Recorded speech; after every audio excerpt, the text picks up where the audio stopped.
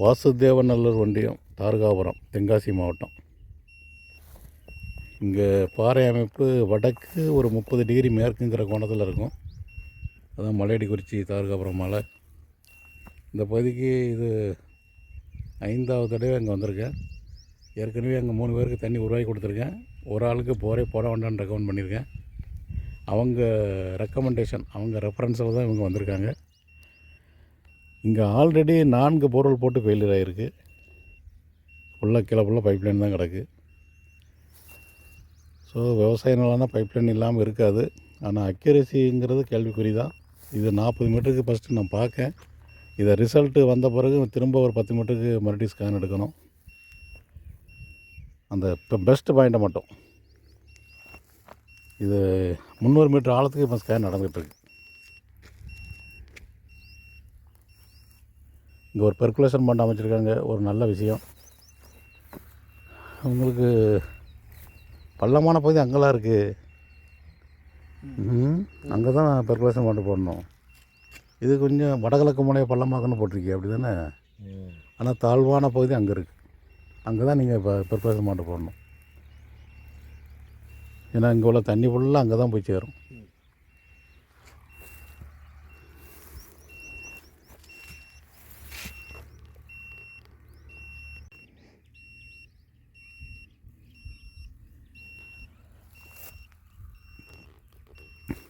மேற்கு நோக்கி இது 2வது ஸ்கேன். 2வது 40 மீட்டருக்கான ஸ்கேன் நடந்துகிட்ருக்கு, 300 மீட்டர் ஆழத்துக்கு. முதல் ஸ்கேனில் 3 இடம் அடையாளம் வச்சுருக்கோம். முதல் 2 அடையாளத்துக்கு நேராக போர்வெல் கிடக்கு வடக்கு தெற்க. 3வது அடையாளத்துக்கு நேராக செப்டி டேங்க் குழி இருக்குது. ஸோ செயற்கையான ஒரு விஷயம். அது ஏறக்குறைய 300 அடி தூரத்துக்குள்ளே 2 சைடும் லெஃப்ட் ரைட்.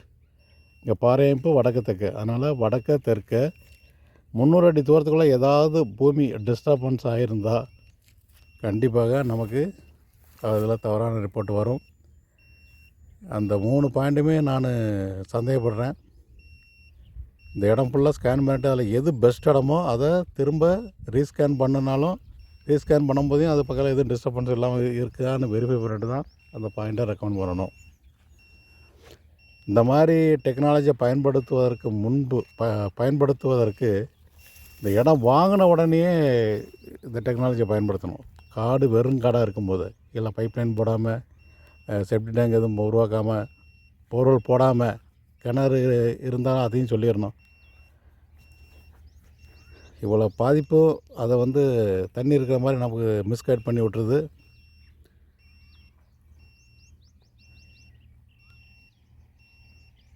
ஏன்னா இது அனுபவத்தில் நான் கரெக்டாக கண்டுபிடிச்சிட்டேன். இது செயற்கையான ஒரு வாட்டர் பாடி இது இயற்கையான ஒரு வாட்டர் பாடி இருக்கிற மாதிரி நமக்கு தவறான ரிப்போர்ட் வருதுன்னு சில இடங்களில் நான் உறுதி பண்ணியிருக்கேன்.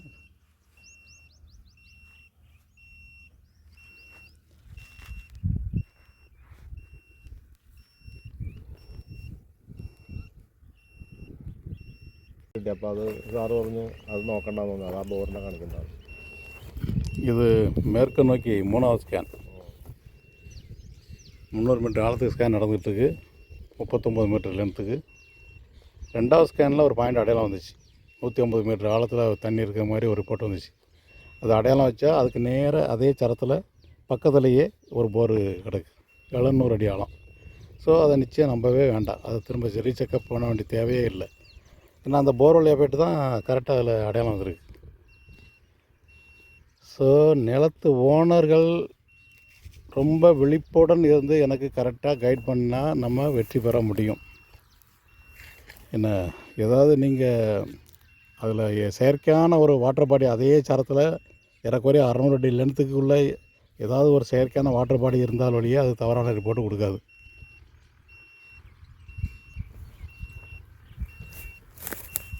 இப்போ முதல் 3 பாயிண்ட்டும் செப்டி டேங்க் 1, 2 போர்வெல் எஃபெக்ட்டை காட்டுது.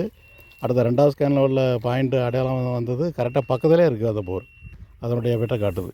இப்போ இதுலேயும் இங்கே ஒரு போர் கிடக்கு, அதனுடைய எஃபெக்ட் இங்கே வர வாய்ப்பு இருக்குது. இந்த வேலியை ஒட்டி இன்னொரு இங்கே ஒரு போர் கிடக்கு, ஃபெயிலியர் கிடக்கு, அது எஃபெக்ட் வராது. ஆனால் இங்கே உள்ள பாயிண்ட்டு உள்ள போர்வெலுடைய எஃபெக்ட் இங்கே வரும்.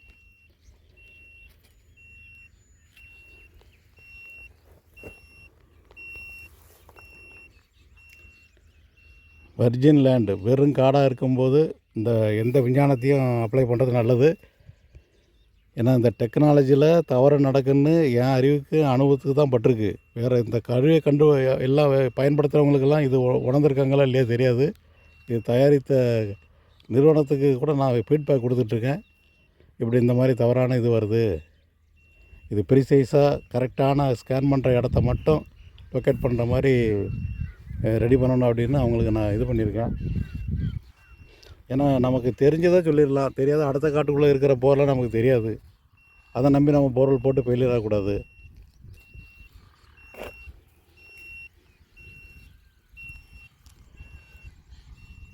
அந்த கருவி என்ன காட்டுதோ அதை விடுங்க. ஏரியா வந்து கோரி எடுக்க அருமையான இடம். நல்லா ஞாபகம் வச்சுக்காங்க. கருங்கல் பாறைன்னா அவ்வளோ மொட்டை கருங்கல் பாறை. 30 அடி கீழே 40 அடி கீழே பாறை வந்துடும். 70-80 அடி வரைக்கும் சிதைவு பாறை. வெதர் ட்ராக் வந்துட்டால் உங்களுக்கு தண்ணி வந்துடும். அவங்களுக்கு ஃபுல்லாக நான் அப்படி தான் கண்டுபிடிச்சி கொடுத்துருக்கேன். 70 அடி 80 அடி அதில் அதிகப்படி போனால் 120 அடி தண்ணி எல்லாம் அப்படி வந்துட்டுல 120 அடிக்குள்ளே தண்ணி வந்துருக்கும் அவங்களுக்கு. அந்த மாதிரி ஒரு கிணறு கிடைச்சா பாருங்கள், தண்ணி 20 அடி கெத்து நிற்கிது. நீர்மட்டம் மேலே வரும். ஏன்னா கீழே இம்பீரியஸ் காட்ராக் தண்ணி உள்ளே பூந்து போக வழி இல்லாமல் தண்ணி நீர்மட்டம் மேலே நிற்கும்.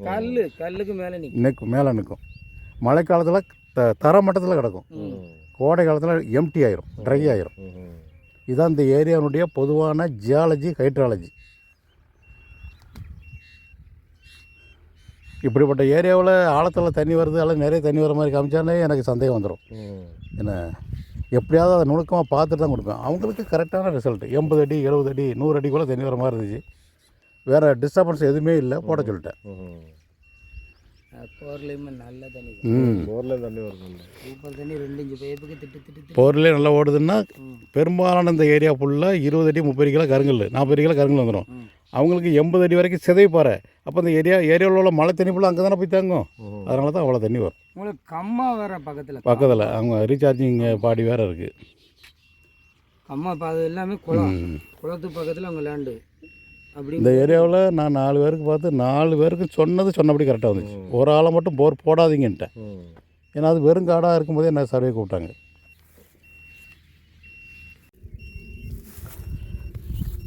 மூணாவது ஸ்கேன் முடிஞ்சது.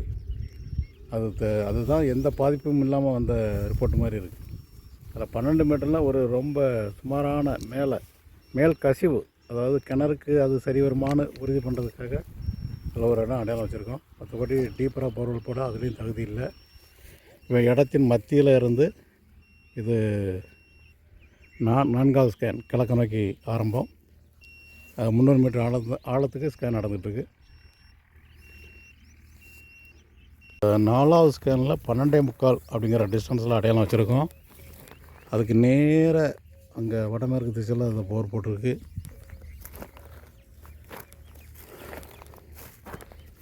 இந்த ஏரியாவினுடைய பொதுவான ஜியாலஜி சார்னகேட்டுங்கிற கருங்கல் கடினப்பாறை.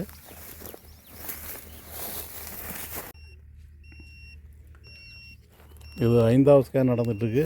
இடத்தினுடைய மத்தியில் மேற்கிருந்து கிழக்கு நோக்கி.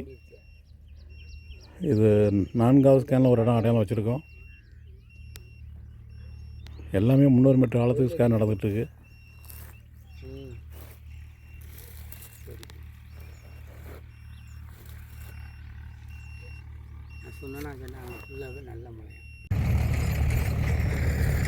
இது கிழக்கு நோக்கி. இது 6வது ஸ்கேன் நடந்துகிட்ருக்கு. 300 மீட்டர் ஆழம். 5வது ஸ்கேனில் ஒரு இடம் அடையாளம் வச்சுருக்கோம். அந்த அடையாளம் தான் இந்த ஏரியாவுக்கு வரக்கூடிய ஒரிஜினல் ரிப்போர்ட் மாதிரி வருது. ஒரு 100 மீட்டர்னு அடையாளம் காட்டுது. 100 அடிக்குள்ளே இருக்கலாம். 50 to 100 அடிக்குள்ளே ஏதோ ஒரு வாட்டர் பாடி இருக்கிற மாதிரி ரிப்போர்ட் வந்திருக்கு. ஆனால் அதுக்கு நேராக ரொம்ப தூரத்தில் ஏறக்குறைய ஒரு 300 அடி தூரத்துக்குள்ளே தான் போர் இருக்குது. அது ஒரிஜினல் ரிப்போர்ட் இல்லைன்னா நம்ம திரும்ப வெரிஃபை பண்ணி தான் ஆகணும். 6வது ஸ்கேனில் பாயிண்ட் இங்கே வந்திருக்கு. நாங்கள் போரில் போய் நில்லுங்க. போரில் அது எத்தனை அடி ஆழம்? 500 அடி.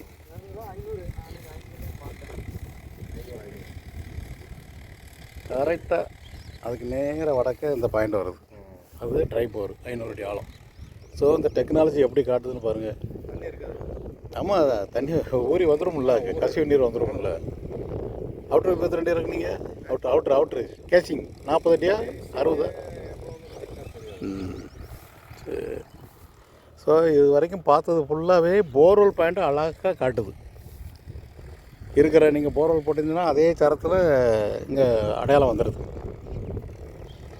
இதுதான் வடக்கு தெற்கு. இந்த ஏரியாவுடைய நீரோட்ட டைரக்ஷன் வடக்கு தெற்கு தான், கரெக்டாக இங்கே வந்துடுது. ஸோ பைப் லைன் எஃபெக்ட் எதுவுமே வந்த மாதிரி தெரியல. போர்வெல் செப்டி டேங்க் இந்த எஃபெக்ட் அப்படியே வருது. மத்தி கிழக்கு எல்லாம் இதோட முடியுது. இது 7வது ஸ்கேன் நடக்கு. இது 22 மீட்டர் லென்த்து, 300 மீட்டர் ஆழத்துக்கு ஸ்கேன் நடந்துகிட்ருக்கு. இங்கே இதுக்கு நேராக வடக்கன்னா பெர்குலேஷன் பாண்டு மட்டும் போட்ட குழி மட்டும் இருக்குது. அதனுடைய பாதிப்பு வருதா இல்லையான்னு இப்போ தெரிஞ்சிடும். இது வரைக்கும் பைப் லைன் பாதிப்பு எதுவும் வரல, ஆனால் போர்வெல் பாதிப்பு அப்படியே வருது ரிப்போர்ட்டில்.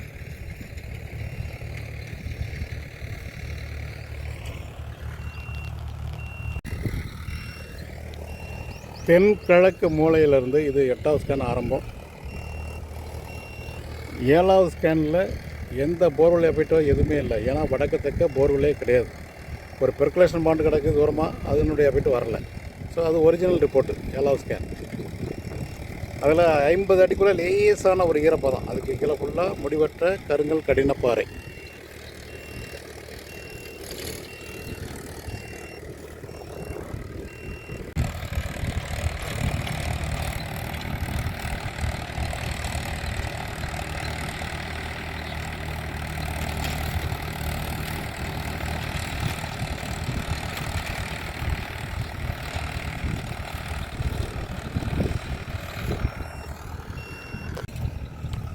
இடத்தின் தெற்கு ஓரம் மேற்கு நோக்கி இது 2வது ஸ்கேனு. மொத்தத்தில் இது 9வது ஸ்கேன். 300 மீட்டர் ஆழத்து ஸ்கேன் நடந்துகிட்ருக்கு. இங்கே 8வது ஸ்கேனில் ஒரு இடம் அடையாளம் வச்சுருக்கோம், 10 மீட்டருங்கிற டிஸ்டன்ஸு. அதாவது தென்கிழக்கு மூலையில். அது ஏறக்குறைய அது ஒரிஜினல் ரிப்போர்ட்டு தான். ஒரு 60 மீட்டருக்குள்ளே ஒரு வாட்டர் பாடி, அது 60 அடிக்குள்ளே இருக்கலாம்.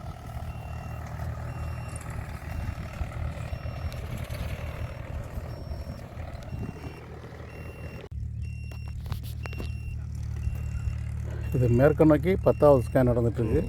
300 மீட்டர் ஆழத்துக்கு, 40 மீட்டர் லென்த்து.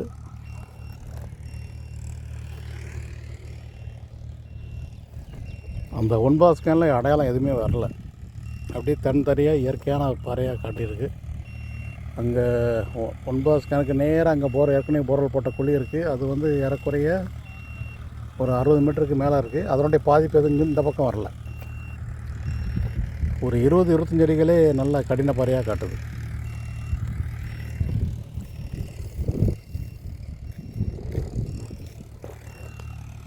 இதில் ஒரு குழி கிணறு இருந்து மூடியிருக்கீங்க. இந்த ஸ்கேன் பண்ணுறதுக்கு பக்கத்துலேயே ஒரு கிணறு இருந்து மூடி இருக்காங்க. மூடி எத்தனை வருஷம் இருக்கும் சார்? அது மூடிட்டோம். முதல்னா ஒரு 20 வருஷம் 30 வருஷம் அவ்வளோ வரும். 10 வாங்கும்போது இருந்துச்சு இல்லை சேட்டா? இல்லை, அப்போ ஒரு 10 வருஷம் 10 வருஷத்துக்கு முன்னாடி மூடி இருக்காங்க. சரி.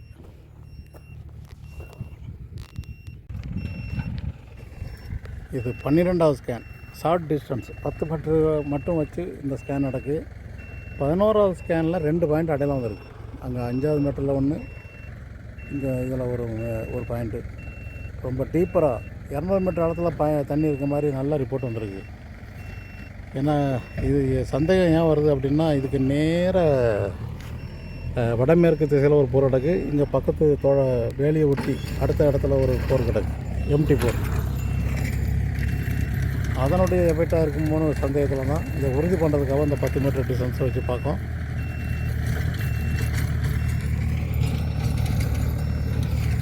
அங்கே அந்த காட்டுக்குள்ளே என்ன இருக்குன்னு தெரியல. ஃபுல்லாக முள் மரம் முளைச்சி கிடக்கு. எங்கள் பக்கத்தில் போர் அல்லது கிணறு போட்டு மூடி இருக்கா அல்லது கிணறு இருக்குங்கிறது தெரியல. இந்த லாஸ்ட் 11வது ஸ்கேனில் மட்டும் 2 பாயிண்ட் அடையாளம் வந்திருக்கு. அது 200 மீட்டர் ஆழத்தில் தண்ணி இருக்கிற மாதிரி. அது இந்த ஏரியா பாறை அமைப்புக்கு ஜஸ்ட்டு ஆப்போசிட்டாக தோணுது எனக்கு. ஏன்னா இங்கே எனக்கு தெரிஞ்சு இங்கே 600 அடியில் தண்ணி வந்த ரிப்போர்ட்டு கிடையாது.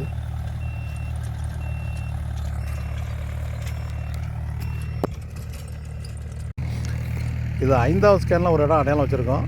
அதை ஷார்ட் டிஸ்டன்ஸில் ஸ்கேன் பண்ணுறோம்.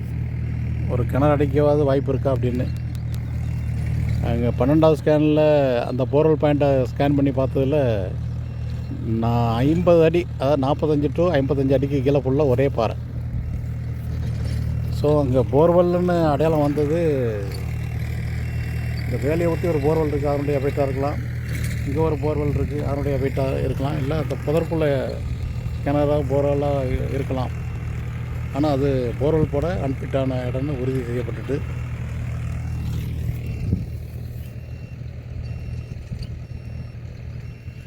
இரண்டு போர்வெல் மற்றும் செப்டி டேங்க் எஃபெக்டை காட்டக்கூடிய ரிப்போர்ட் இது. இது போர்வெல், ஒரு ஆழமான போர்வெல் எஃபெக்ட்டு. இது எந்த எஃபெக்ட்டும் இல்லாத 3வது ஸ்கேன் ரிப்போர்ட்டு. 4வது ஸ்கேன் இது போர்வெல் எஃபெக்ட் உள்ளது. 5வது ஸ்கேன் இது மேலூத்து உள்ள ஒரு பாயிண்ட்டு, கிணறுக்குள்ள அமைப்பு. 6வது இது பக்கத்தில் போர்வெல் இருக்குது, 500 அடி ஆழத்துக்கு. அது ஒரு கிணறு அமைக்க ஏற்ற பாயிண்ட்டு, இது கிணறு அமைக்க ஏற்ற பாயிண்ட்டு. இது எதுவுமே அடையாளம் இல்லை. இது பழைய கிணறு இருந்த அமைப்புள்ள ஒரு இடம். 2 போர்வெல் பாயிண்ட்டு நல்ல பாயிண்ட் இருக்கிற மாதிரி ரிப்போர்ட் வந்திருக்கு. பட் அதை திரும்ப உறுதி செய்த பிறகு இந்த மாதிரி ரிப்போர்ட் வந்திருக்கு. 50 அடிக்கில் ஒன்றும் இல்லை. இது ஒரு கிணறு அமைப்புக்கு ஏற்ற பாயிண்ட்டு.